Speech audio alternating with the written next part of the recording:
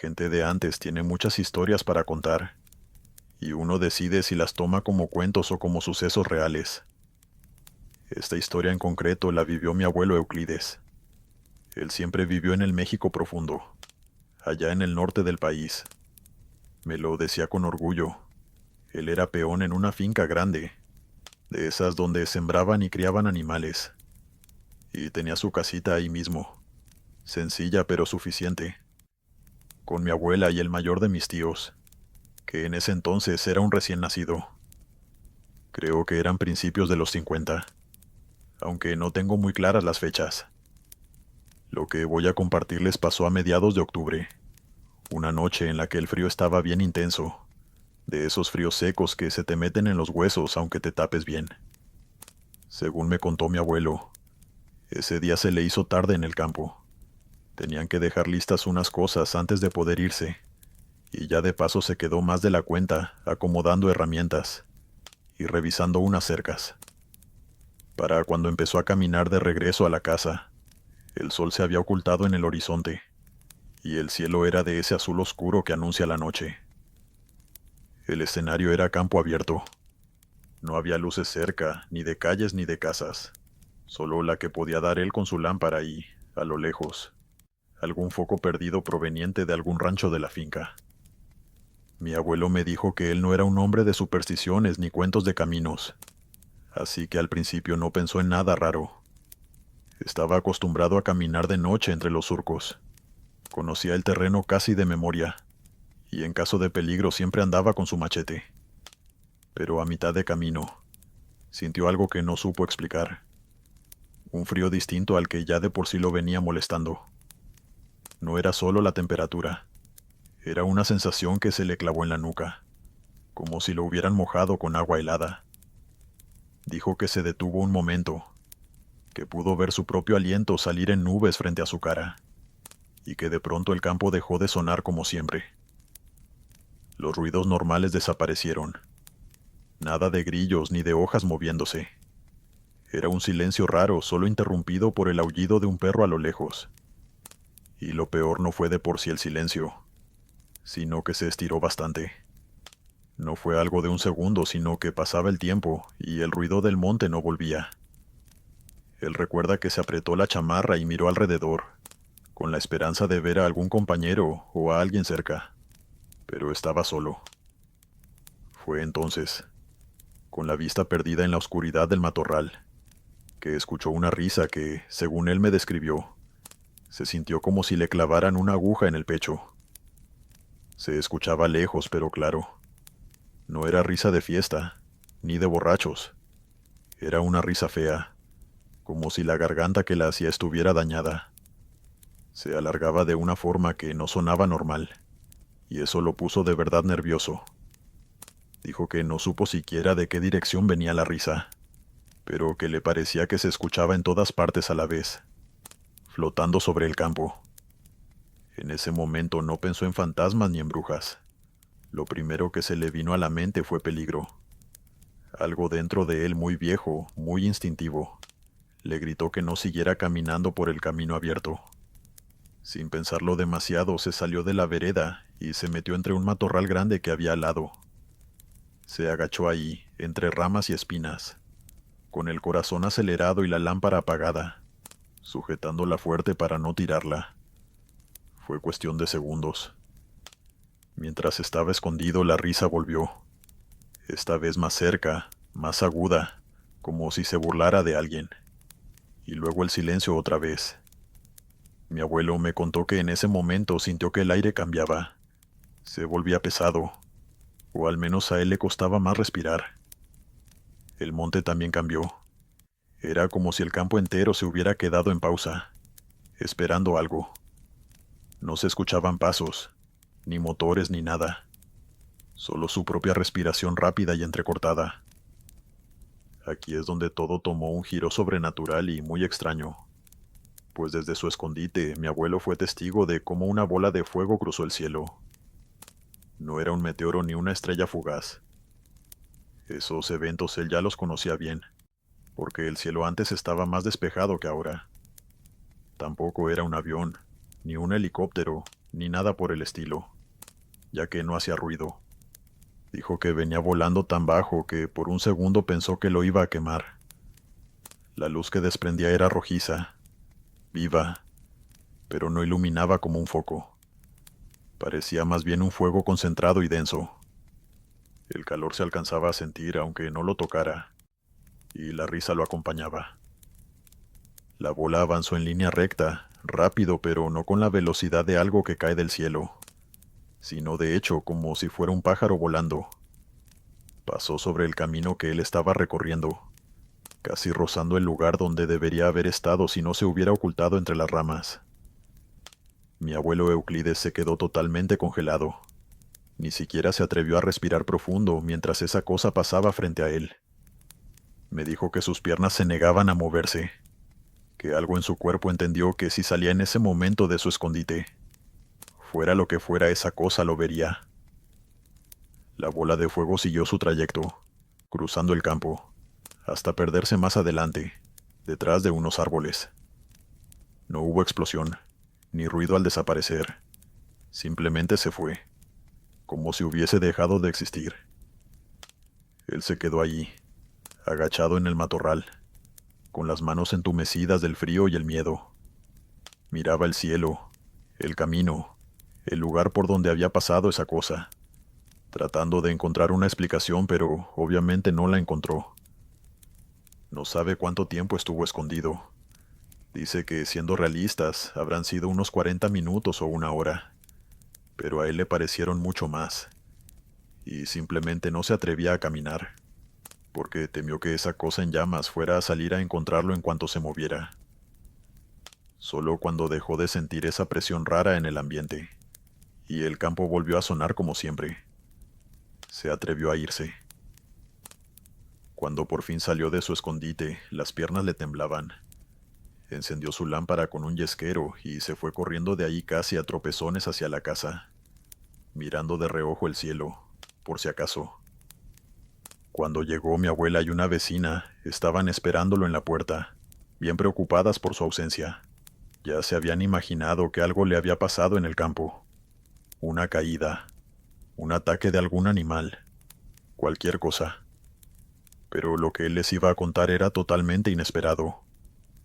Él entró pálido, todavía con la respiración entrecortada, y les contó lo que había visto. No adornó la historia, no le añadió detalles ni exageró lo que vio. Solo les dijo que había escuchado una risa fea, que se había escondido, y que una bola de fuego había cruzado el cielo tan bajo que sintió que lo quemaría. Ambas mujeres conocían muy bien la seriedad de mi abuelo, y por supuesto le creyeron cada detalle. La vecina, que era de esas señoras que conocían todas las historias del campo, no se sorprendió tanto como uno esperaría. Solo frunció el ceño y dijo que eso era cosa de brujas, que había escuchado de bolas de fuego que cruzaban los campos de noche, que eran mujeres que se quitaban la piel y salían volando para hacer quién sabe qué. Cuando mi abuelo le preguntó más, ella se encogió de hombros. Admitió que no sabía mucho, que eran cosas que había oído desde niña, pero que jamás le había tocado ver algo así. Mi abuelo también había escuchado cosas así, y justo por eso supo que su vecina no estaba inventando nada para asustarlo. A partir de esa noche, mi abuelo evitó regresar tan tarde del campo. Podía ser muy trabajador, pero no terco al grado de tentar a lo que fuera que anduviera por el cielo esos días. Yo crecí escuchando esta historia de su propia boca. Siempre la contaba igual, con los mismos detalles, sin exagerar ni inventarse nada, y eso le daba mucha credibilidad en mi opinión. El frío raro, la risa, el impulso de esconderse, la bola de fuego volando bajo, el calor cerca sin tocarlo, la vecina hablando de brujas. A día de hoy no estoy seguro de si el relato es literal, si mi abuelo vio exactamente lo que decía, o si algún fenómeno natural tuvo algo que ver, pero yo he decidido creerle. Sé que hay cosas como meteoros, luces de gas, explicaciones científicas. Me lo he planteado muchas veces, pero también sé algo más. Mi abuelo no era de inventar, no era de adornar historias por diversión. Era un hombre sencillo, directo, que prefería callarse antes que exagerar. Y cada vez que hablaba de esa noche, se le ponía la misma cara seria. No sonreía. No la contaba como quien se ríe del susto que pasó. La contaba como quien recuerda un momento horrible de su vida. Por eso, aunque no sé qué fue exactamente lo que cruzó el cielo aquella noche de octubre, estoy seguro de que vio algo. Algo lo suficientemente fuerte como para que, décadas después, siguiera repitiendo la historia con la misma voz baja y el mismo escalofrío escondido. Hay quien dice que las bolas de fuego son brujas, otros que son pura sugestión combinada con fenómenos de la naturaleza que son malinterpretados. Yo no sé en qué creer de esos sucesos en general, pero sí creo en mi abuelo. Y si él dice que vio una bruja convertida en una bola de fuego aquella noche de octubre, supongo que eso fue lo que pasó. Dale me gusta y suscríbete si lo estás disfrutando. Continuamos. Hola, me llamo Ricardo y soy venezolano. Esta historia me pasó hace un par de años con mi novia, en una zona boscosa del estado de Mérida. Ambos practicamos el avistamiento de aves, y no somos profesionales ni nada, pero llevamos años saliendo con binoculares y libreta en mano, anotando especies, haciendo pequeñas listas, aprendiendo a reconocer cantos y todo eso. Sé que al principio puede sonar raro, pero es una manera muy agradable de desconectarse de los problemas. Debo decir que la observación de aves te enseña dos cosas: paciencia y atención al detalle. Uno se acostumbra a mirar al cielo y a las copas de los árboles buscando movimiento, formas, sombras. Por eso mi novia y yo estamos casi seguros de que lo que vimos aquella tarde no fue una confusión cualquiera. Todo esto sucedió a finales del 2022, y en esa ocasión decidimos hacer algo más ambicioso de lo usual: subir un poco más alto en la montaña, acampar una noche y aprovechar el atardecer y el amanecer, que son las mejores horas para ver actividad. El lugar era una zona de páramo y bosque montañoso, un sitio relativamente conocido para senderismo, pero entre semana, cuando fuimos, estaba casi vacío. Llegamos en la mañana, montamos la carpa en una zona más o menos protegida del viento, cerca de unos arbustos y piedras grandes, y pasamos buena parte del día caminando, mirando al cielo y viendo aves. Mi novia Claudia aprovechó además de probar una app que supuestamente es para avisadores de aves. El clima era frío, pero habíamos sido abrigados, así que la estábamos pasando muy bien. Ya en la tarde, cuando el sol empezaba a bajar, encontramos un punto perfecto para sentarnos. Una especie de loma con buena vista hacia un valle, donde el viento corría fuerte. Nos sentamos ahí, con los binoculares listos, viendo cómo algunas aves cruzaban de un lado a otro. Había momentos de silencio absoluto, seguidos de ráfagas de viento que casi nos movían de los asientos. Y fue en uno de esos momentos de calma cuando la vi.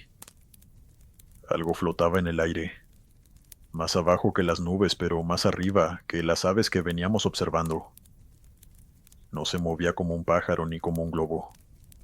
Era un objeto oscuro que parecía suspendido, balanceándose muy suavemente con el viento, sin una forma del todo clara. Mi primera idea fue que era basura. Una bolsa plástica atrapada en alguna corriente de aire, o tal vez algún papel grande. Igualmente era raro porque estábamos bastante adentro del páramo y no tenía mucho sentido que hubiese basura por ahí. Le comenté a mi novia y los dos levantamos los binoculares al mismo tiempo. A través del cristal esa cosa se veía más nítida, pero no por eso logramos dar con lo que era. No parecía bolsa, y además una ráfaga de viento agitó las ramas y los árboles del valle. Pero esa cosa seguía moviéndose con suavidad. No tenía ese movimiento desordenado, torpe, que tiene un plástico flotando. También notamos que la forma era más compacta, más definida, alargada hacia abajo. Nos preguntamos si acaso no era un ave atrapada en una corriente de aire, pero descartamos esa idea de inmediato. A medida que se fue acercando, notamos que era casi como la silueta de alguien con ropa larga, de pie.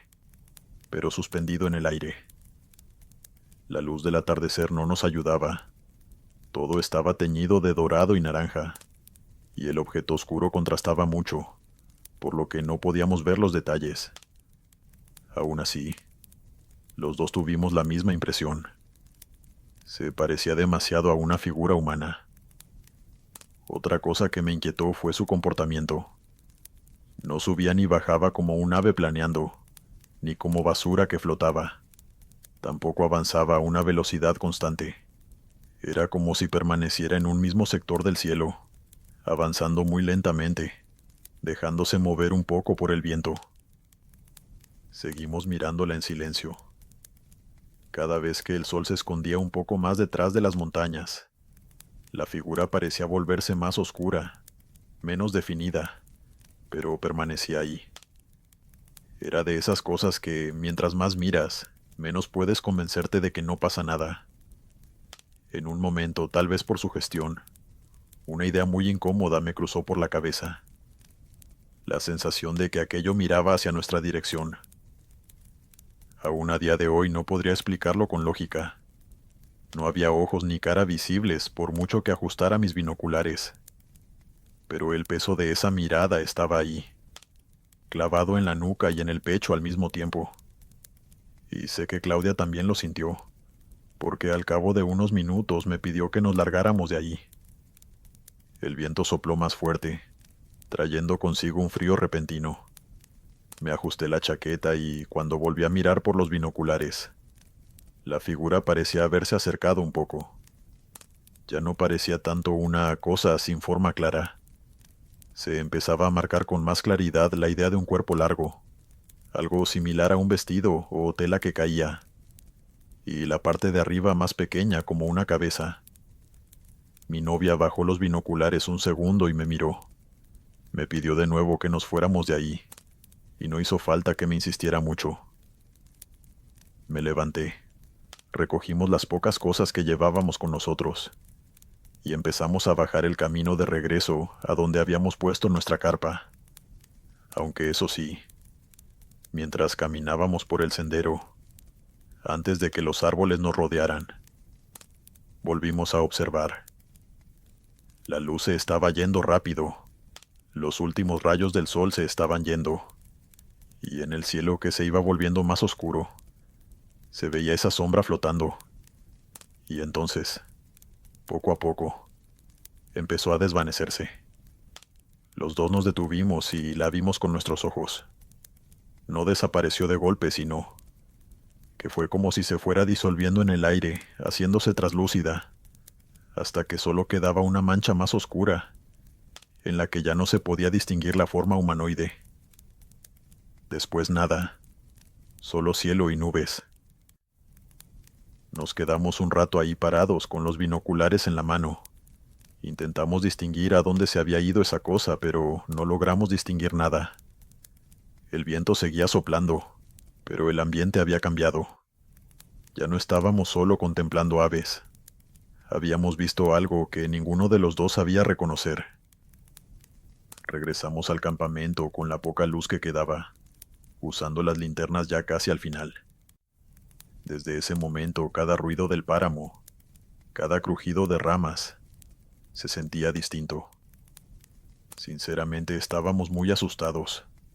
Sabíamos que estábamos solos en el páramo y el bosque, pero ninguno de los dos se sentía realmente solo o seguro. La noche fue tranquila. La humedad no nos permitía hacer una fogata en condiciones, pero habíamos llevado un pequeño hornillo para cocinar, y estábamos bien abrigados. Estuvimos un rato hablando de lo que había pasado, y especulamos mucho al respecto. Eso nos ayudó a calmarnos bastante, y sin embargo, hubo un momento incómodo a mitad de la noche. Dentro de la carpa con los sacos de dormir, se suponía que íbamos a descansar, pero ninguno lograba dormirse, y seguíamos hablando. Afuera, el viento golpeaba la tela de la tienda con fuerza, haciendo un sonido fuerte que no nos dejaba cerrar un ojo. Claudia y yo seguíamos hablando en nuestros sacos de dormir, cuando de pronto se hizo un silencio profundo que nos hizo quedarnos quietos. Fue muy repentino, y ya no se escuchaba absolutamente nada. Recuerdo que nos vimos las caras por un segundo, sintiendo que ese golpe de silencio tan repentino no era natural. Y de pronto la escuché. Claudia piensa que fue la sugestión, que nos hizo confundir el silbido del viento con algo más. Pero yo estoy convencido de que lo que escuchamos fue una serie de breves susurros. No eran claros, pero tampoco era solo viento. Sonaba como una voz muy baja que intentaba articular palabras, de una forma que no era natural. De inmediato recordé lo que habíamos visto horas atrás, y se me apretó el pecho. Claudia me dijo que me calmara, ya que ella es mucho más escéptica y conserva mejor la calma en situaciones de terror. Pero yo no podía dejar de pensar que esa cosa flotando en el cielo ahora estaba alrededor de nosotros. Pasados algunos segundos, el viento volvió a soplar con fuerza, y los susurros se detuvieron. Claudia y yo empezamos a hablar susurrando, intentando encontrar una explicación a lo que vivimos. Y no sé en qué momento pasó, pero el cansancio me venció, y me quedé dormido. Al amanecer, el páramo volvió a ser el de siempre. El aire estaba frío y el clima gris, con niebla y rocío. Salimos de la tienda, y todo se veía tranquilo. Nos dispusimos a hacernos un café, y mientras yo encendía el hornillo veía a mi alrededor todavía con un poco de desconfianza. El campamento que habíamos hecho estaba igual que como lo dejamos, sin nada volcado ni revuelto. Fue Claudia la que notó algo raro a eso de las 7, cuando la niebla había retrocedido. La tierra alrededor de la tienda estaba húmeda por la condensación de la noche. Allí, en el barro fresco, se veían marcas. No eran huellas de botas ni de animales grandes. Eran pisadas pequeñas, desnudas como si una niña hubiese caminado alrededor del campamento con los pies descalzos. No eran muchas, pero estaban bien definidas. Se veían los dedos, la forma de la planta, el arco. Nos quedamos en silencio un buen rato, mirando esas marcas. Hicimos cuentas. Ningún niño había subido con nosotros, ni habíamos visto familias acampando cerca. Además, ¿quién deja a una niña caminar descalza en el frío del páramo en la noche? Tomé fotografías, aunque sinceramente fueron terribles, y apenas se distingue algo en el barro. La mente buscó explicaciones, como siempre. Podía ser algún engaño visual. Podría ser que un animal hubiera dejado huellas extrañas. Podía ser lo que fuera. Pero el patrón era demasiado claro. Nos fuimos ese mismo día al mediodía, y llegamos a nuestra casa a eso de las 6 de la tarde. Llamé a mis padres y les conté toda la aventura que habíamos tenido, y ya cuando estaba por terminar, le comenté a mi mamá lo que había visto, y ella mencionó algo de duendes en el páramo. Ella es una señora muy supersticiosa. Heredé de ella mi miedo y a la vez mi curiosidad por lo sobrenatural. Yo le dije que tal vez había sido eso, y continué con mi vida. No puedo probar que lo que vimos y escuchamos fuera algo sobrenatural, pero al menos a mí, me quedó la rara sensación de que esa tarde y esa noche, algo extraño interactuó con nosotros. Continuamos. Me llamo Javier, soy panameño, y llevo años haciendo senderismo y acampando en distintos puntos del país. Esta es una actividad que me inculcó mi padre, y siempre he tenido la creencia de que si respetas el bosque te respetará a ti. Hasta hace poco había sido así, pero después de lo que me pasó en el centro del país hace un par de años, ya no estoy tan seguro. Esta historia tuvo lugar en una breve aventura de 3 días con mi pareja, Gabriela. Ella también es amante de este tipo de excursiones, y queríamos desconectarnos un poco. El plan era irnos lejos de la ciudad y pasar un tiempo a solas, así que escogimos una zona de bosque en el interior, relativamente conocida por los senderistas, pero que no está muy masificada porque la ruta es relativamente compleja. Nos preparamos bien con todo lo que íbamos a usar y nos fuimos. Solo teníamos nuestras mochilas, la carpa, comida y nuestras linternas. El primer día fue perfecto. Caminamos varias horas charlando y tomando fotos hermosas de algunos paisajes que llevaba años sin ver. Y a eso de las 6 de la tarde encontramos un claro cerca de un pequeño arroyo y montamos la tienda ahí. El cielo estaba tan despejado que en la noche se veía el cielo lleno de estrellas. También había mucha paz, y solo se escuchaba el sonido de los insectos, el agua corriendo y alguna rama que se movía con el viento. Aunque ya desde ese primer día, hubo algo que no terminaba de encajar. Un par de horas antes, mientras caminábamos por el sendero, más hacia la tarde, empezamos a escuchar ruidos raros entre los árboles. No eran los típicos ruidos del bosque, como pájaros y hojas secas moviéndose. Esto era otra cosa. Sonaba como algo moviéndose entre las copas, no a ras del suelo. Los árboles se agitaban y ramas secas se rompían cada poco tiempo. Yo pensé que había alguien más acampando cerca, rompiendo ramas para hacer una fogata, pero no nos lo cruzamos y eventualmente dejamos de prestarle atención. El segundo día tuvimos más de lo mismo. Caminatas, fotos, comida hecha en leña. La estábamos pasando realmente bien, pero además de pasar un buen rato juntos, también seguimos escuchando ruidos extraños. Las ramas seguían rompiéndose y las copas de los árboles se agitaban con frecuencia. Gabriela siempre ha sido muy bromista, y en un tono nada serio me dijo que parecía estarnos siguiendo. Yo no le quise poner atención, pero agudicé el oído, y sí noté que mientras caminábamos, esos esporádicos sonidos no se alejaban, sino que se mantenían más o menos a la misma distancia. Me dio un poco de miedo, porque pensé que un animal nos podía estar acechando. Y a ver, no soy zoólogo, pero sé que en las zonas silvestres de mi país pueden haber jaguares y otros animales grandes. Le comenté esto a Gabriela, y ella me aseguró que en todo caso podían ser algunos monos traviesos o algo así. Eso tenía sentido porque el ruido provenía siempre de arriba, como si algo nos siguiera moviéndose de árbol en árbol. En un momento de la tarde nos detuvimos y nos quedamos en silencio, intentando ver qué animal era, pero no llegamos nunca a verlo. Se detuvo, y no volvimos a oírlo hasta que llegamos a nuestro campamento. Esa segunda noche fue la que no se me va a olvidar jamás.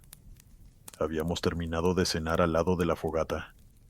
El cielo estaba despejado, tanto que podíamos ver claramente la silueta de las copas de los árboles recortadas contra las estrellas. La fogata era nuestra única fuente de luz, además de las linternas guardadas en la mochila. El bosque estaba silencioso, pero eso no nos incomoda ni nos parecía extraño. A veces pasa que los animales se calman. Apenas se oían algunos grillos a lo lejos, además del arroyo y el crepitar del fuego. Nosotros charlábamos y disfrutábamos el momento, cuando de pronto todo empezó. Entre las sombras del bosque se escucharon unos cantos, aunque no sería la palabra más específica. No eran canciones como las que cantaría alguien ni melodías, y tampoco el sonido de un animal que yo conociera. Era una especie de grito entrecortado que rompió el silencio del bosque, y que intentaba entonar algo que no terminaban de formar. Sonaba cerca y lejos, como si viniera de varias direcciones, haciendo eco por las copas de los árboles. La primera vez que lo escuchamos yo estaba viendo a Gabriela a los ojos, y sé que a los dos nos impactó, porque dimos un salto al mismo tiempo antes de quedarnos viendo hacia las ramas de los árboles. Al principio pensé que era gente, algún grupo en otro campamento quizá, pero no escuchábamos risas, ni voces, ni siquiera pasos. El bosque en ese momento estaba lleno de hojas secas, así que si alguien estuviera caminando, se hubiese escuchado claramente, pero ni siquiera eso. Solo se oía ese canto horrible compuesto por gritos. Los gritos a su vez iban cambiando, a veces más agudos, a veces más graves, pero siempre con ese tono que helaba la sangre. Gabriela me dijo que en lugar de simples gritos, Le parecía que eso era una especie de llamada, y me dijo que tal vez era un ave, pero ninguno de los dos conocía un pájaro nocturno que tuviera un canto tan horrible. Me puse de pie y tomé la linterna. Giré sobre mí mismo, enfocando primero los troncos cercanos, luego más alto, las ramas, las hojas. Mi pareja también tomó su linterna, y los dos empezamos a recorrer con el haz de luz el borde del claro, intentando encontrar al dichoso pájaro que estaba soltando esos sonidos horribles. A todas estas no es que ese canto se hubiese detenido. Tomaba pequeñas pausas de unos 20, 30 segundos, y luego se repetían. Mientras más lo escuchábamos, más evidente nos resultaba que el sonido provenía de arriba, de los árboles, y no del ras del suelo. De nuevo, como el día anterior, escuchamos ramas agitándose. Algo se movía entre las copas. Le pregunté a Gabriela si pudiese ser un mono gritando, y por un momento nos convencimos de que ese era el caso, hasta que dirigimos la linterna a un punto específico, y vimos algo a lo que no hemos logrado encontrar la explicación. Entre las ramas de un árbol grande, a unos 10 o 12 metros de altura, logré distinguir una silueta del tamaño de una persona, o muy parecido. Estaba agachada sobre una rama gruesa, como si estuviera sentada o colgando. No puedo describir bien la forma porque la luz de la linterna la alcanzó apenas un segundo, pero sí vi que no era un ave, ni un mono, ni nada que yo reconozca. Gabriela también logró ver a esa cosa, y era muy grande, más grande que cualquier mono que haya en Panamá.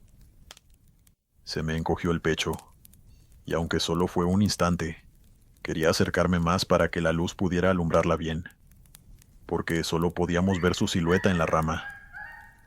Tenía una especie de extremidades largas, más largas de lo que uno espera en algo de ese tamaño, y la cabeza parecía inclinada hacia nosotros.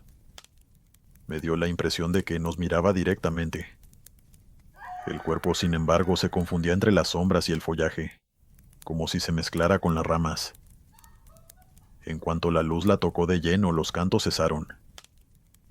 En ese mismo instante la criatura se movió, no como se movería un animal que salta de una rama a otra. Se desplazó demasiado rápido, casi como si saltara entre las ramas, pasando de una a otra sin el ruido que esperas de algo pesado.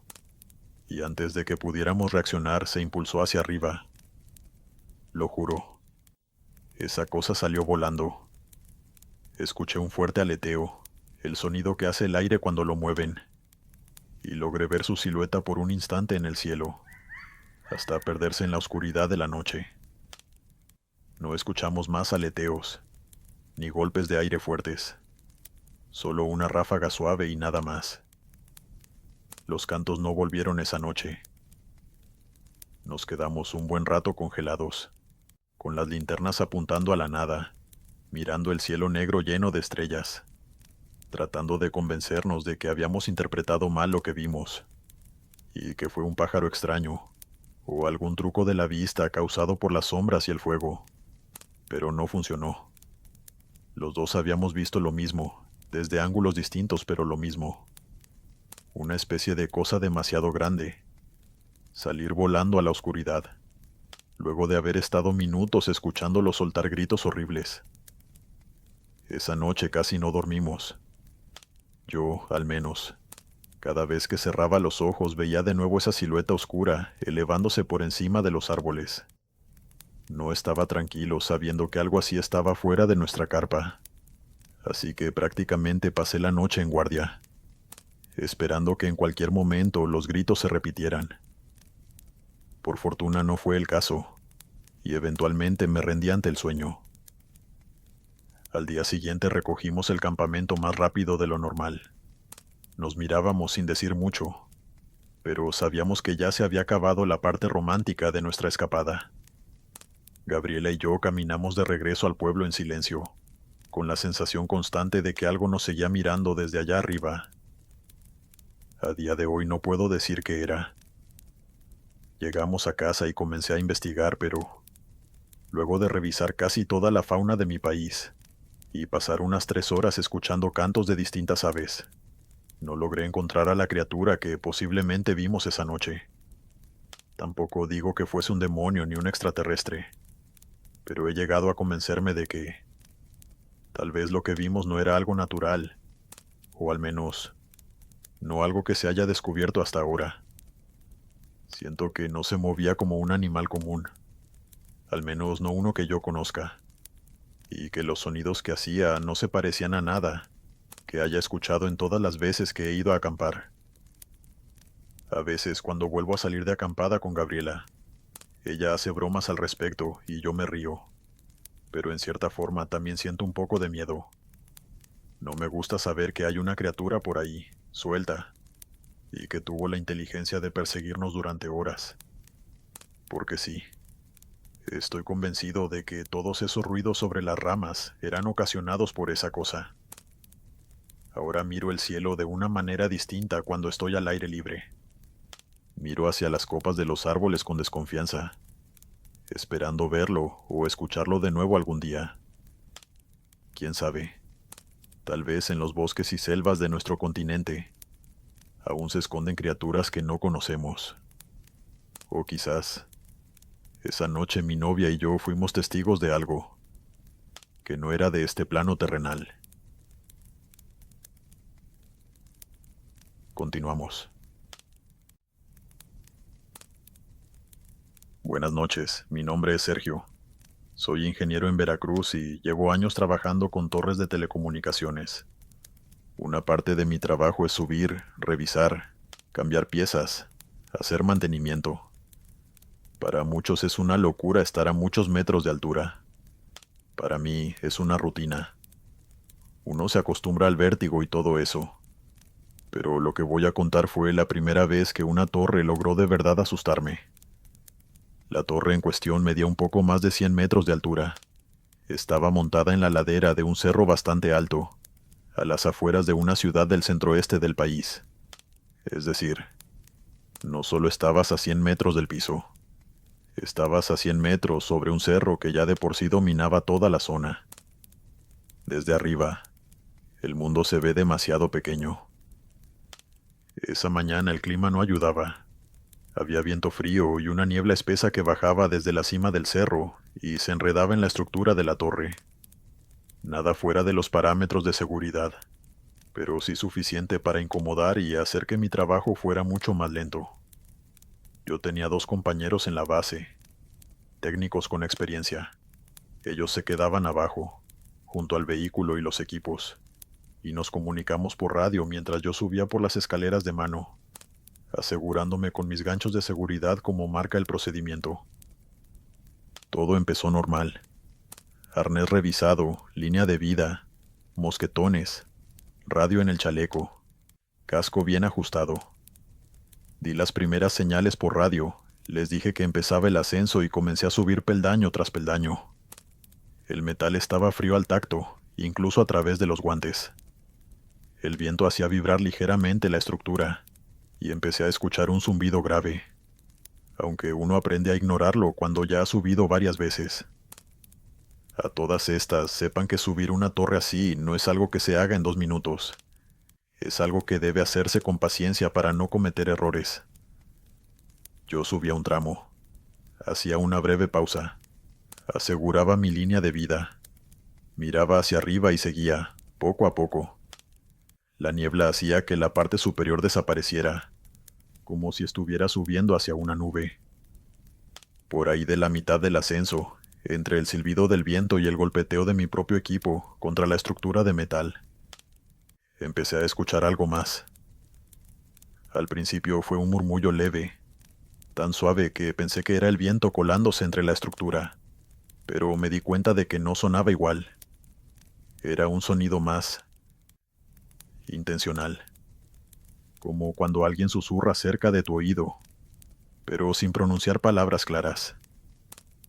No le presté demasiada atención al principio, pero a los pocos minutos volvió, esta vez más definido. 2 voces, o eso me pareció. Susurros cortos, justo por encima del ruido del viento. Tomé el radio y pregunté si me habían hablado, o si estaban gritando en la base de la torre. Uno de mis compañeros respondió enseguida que no, que ellos me escuchaban bien, que todo estaba en orden abajo. Les dije que estaba oyendo algo raro en la estructura, como voces. Se rieron un poco. Hicieron algún comentario de que llevaba demasiado tiempo sin vacaciones. Y lo dejamos ahí. Seguí subiendo. Fue cuando ya estaba entrando a la zona más alta, donde se encuentran los equipos que debía revisar, que empecé a escuchar golpes en el metal. No mis propios pasos, ni tampoco el crujido normal de la torre moviéndose con el viento. Eran golpes secos, cortos, espaciados, como si alguien estuviera caminando o arrastrando algo en el tramo superior. Venían de arriba, siempre de arriba. Me detuve en una pequeña plataforma intermedia con los pies bien apoyados y los ganchos asegurados. Cerré los ojos un segundo y afiné el oído. El viento seguía, pero debajo de ese sonido se colaban esos golpes. No había nadie más en la torre. Nadie podría haber subido antes que yo ni por otro lado. La estructura no lo permite. Por radio les pregunté, esta vez con menos humor, si alguien se había acercado a la base de la torre o si veían algo raro desde donde estaban. Me dijeron que no, que todo estaba tranquilo, que lo único que veían era la niebla cubriendo la parte alta. Les comenté lo de los golpes, y uno de ellos me respondió que era normal, que la torre se dilata, que el viento hace crujir el metal y todo lo que yo ya sabía. Tenían razón desde el punto de vista técnico, y al mismo tiempo algo en mi estómago me decía que esos sonidos no eran solo estructura moviéndose. Dudé en si seguir o no, pero regresar no era una opción ya que llevaba un buen rato subiendo, y ese trabajo había que terminarlo. Por eso seguí subiendo. Al cabo de unos pocos minutos llegué al lugar exacto donde debía trabajar. Un pequeño conjunto de antenas y equipos, con poco espacio para maniobrar.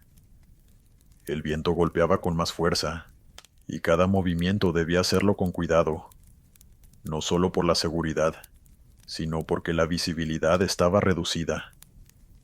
Me aseguré en varios puntos. Respiré hondo y empecé a concentrarme en el trabajo.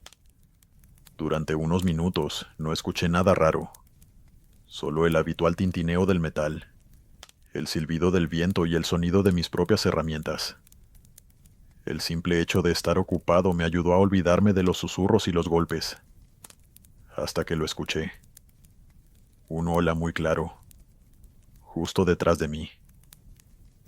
No fue un murmullo indescifrable, sino una palabra, corta y suave, pronunciada a mi espalda con la claridad de alguien que está a menos de 1 metro, a la altura de la nuca. Sentí que se me helaba la sangre. El cuerpo reaccionó antes que la mente. Solté un manotazo hacia atrás, instintivo, buscando apartar a quien fuera que estuviera detrás de mí. Pero mi mano golpeó solo aire. Ni cuerpo, ni casco, ni equipo, nada sólido. Tuve un segundo de pánico puro. Recordé de pronto que estaba colgando a unos 90 y tantos metros de altura, sobre una ladera de cerro, con niebla alrededor. No era el mejor lugar para ponerse a agitar los brazos como loco. Me obligué a respirar despacio, a apretar bien los pies contra la estructura y a sentir los mosquetones seguros. Miré por encima del hombro. No había nadie, solo la niebla moviéndose. El lugar donde un segundo antes juraba que había tenido a alguien detrás estaba vacío. Tomé el radio con la mano que me temblaba menos y pregunté si alguno de mis compañeros había subido, aunque sabía que era imposible. Desde la base me dijeron que no, que ellos seguían en el mismo sitio, que no habían dejado la camioneta. Su tono cambió cuando notaron algo en mi voz.